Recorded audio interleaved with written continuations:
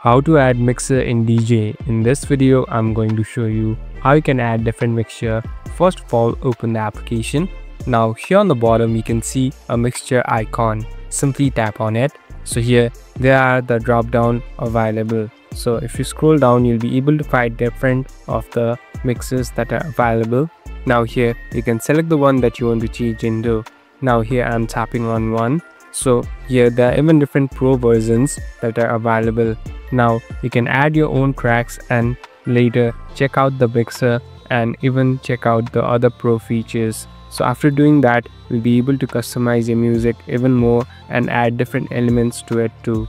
Thank you for watching this video. I hope this video will help you.